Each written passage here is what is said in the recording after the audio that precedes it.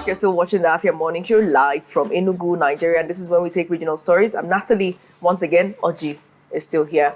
Let's take a look at stories beginning in Umuahia, Abia State. The state government says it has arrested the site engineer behind the collapsed three-storey building that injured 3 people in Umuahia over the weekend. Commissioner for Information, Okey Kanu, disclosed this during Tuesday's media briefing on outcomes of the State Executive Council meeting. Afia TV's Deputy Chief Correspondent, Emmanuel Nwazue, reports from Umuahia. Take a look. Rubble from the collapsed building at the low-cost housing estate, Umuahia, still lies undisturbed, a grim reminder of what could have been a mass tragedy. In response, the Abia State Government says it has arrested the civil engineer responsible. The said collapsed building belongs to one chief, Emmanuel. The site engineer has been arrested by the police and is currently helping the police in their investigations. The state is also launching a structural audit of similar buildings. A thorough integrity test will also be carried out on the 2 remaining properties. And then it will help government in taking further action. Because the same engineer that constructed the 3-storey that collapsed is the same person that did that. And it's also believed it's the same material that was used. So any reasonable government will ensure that the remaining 2 will still on that piece. The General Manager of the Umuahia Capital Development Authority says integrity tests will now be routine. In addition, every building above 2 floors is going to be subjected to integrity test. This is to assure every citizen that the places you stay, if you are fully protected, and such incident will not reoccur. In a separate development, the government says 26 out of 302 trained farmers face sanctions after failing to account for non-interest loans disbursed to them. Most unfortunately, about 26 of the beneficiaries did not make themselves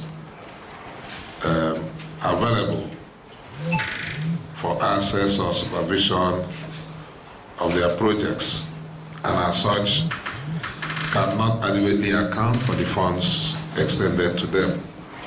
The details of appropriate sanctions to be meted out to such beneficiaries will be unfolded in the days ahead. However, to encourage the beneficiaries who utilize their funds judiciously, government has decided to empower them some more.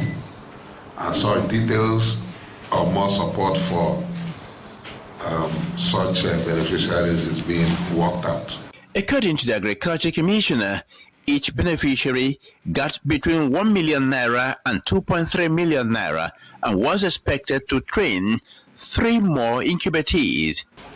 More Abians will also be trained in institutions that specialize in agriculture, so that the training program will be properly democratized across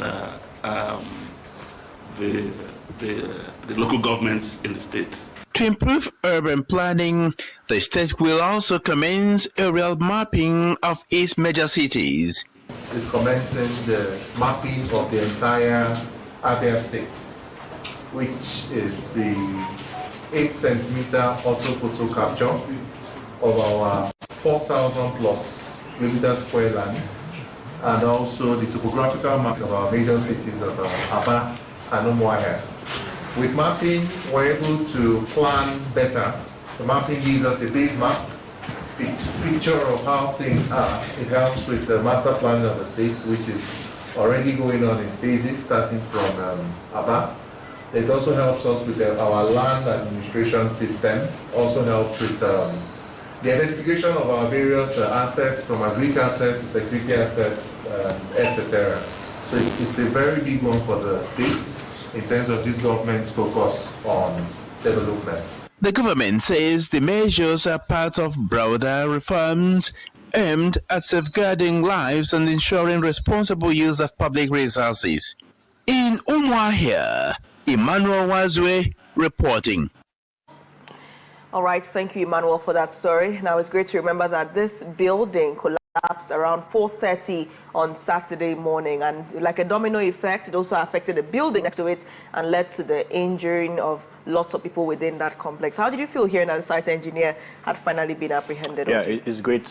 Swiftly, they gone in to, get him, and also trying to, do the needful, right? But there's something that needs to be put out there. It's time in the country we stop being just reactive to things and proactive. If those integrity tests are meant to be tested, as stated, after it once is a two-floor building and going forward, then why not do that? The agencies that are meant to be saying that these things are done should, step up and do the needful. Because apparently, what if, assuming that the domino effect that happened there, that the loss of lives were, what could have happened?